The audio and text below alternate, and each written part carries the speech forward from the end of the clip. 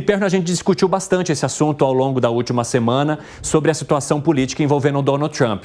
A gente percebe que ao mesmo tempo em que Favalli e o professor Furriel explicavam as questões graves que podem rondar Trump neste momento, mas em termos políticos ele pode ter algo positivo porque os manifestantes estão lá, oferecendo apoio a ele num momento em que ele possa entrar num caminho para uma nova candidatura nos próximos anos. Boa tarde a todos. Piperno, é contigo. Boa tarde, Evandro. De fato, a gente tem que entender o que vinha acontecendo no Partido Republicano. A liderança dele foi bastante contestada, especialmente depois dos episódios lá do Capitólio.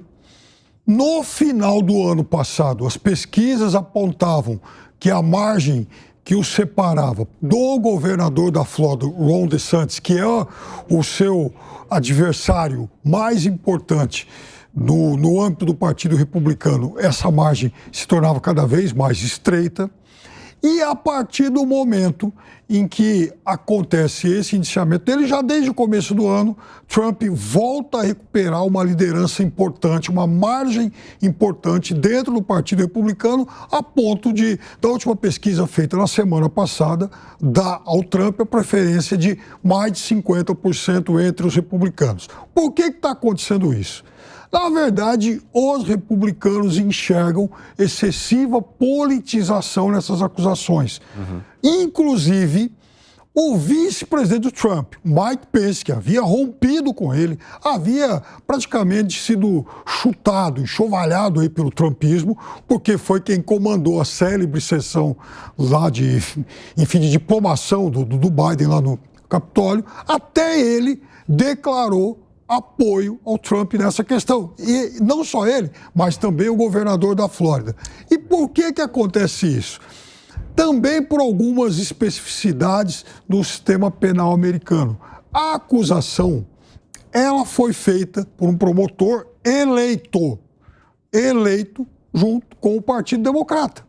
Então, lá nos Estados Unidos é permitido isso. É como se amanhã depois o presidente Biden fosse acusado no Texas por um promotor republicano. É óbvio que a chance do indiciamento nesse caso é enorme.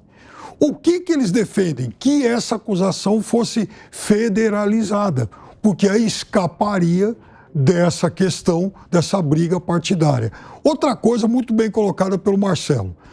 O Trump, mesmo que dê tudo errado para ele e ele seja, digamos, punido pelo Partido Republicano, não consiga a sua candidatura, ele pode se lançar ou por uma das pequenas siglas que também estão sempre presentes em eleições americanas, tendo lá 0,5%, 1%, então ele pode se lançar como um candidato independente.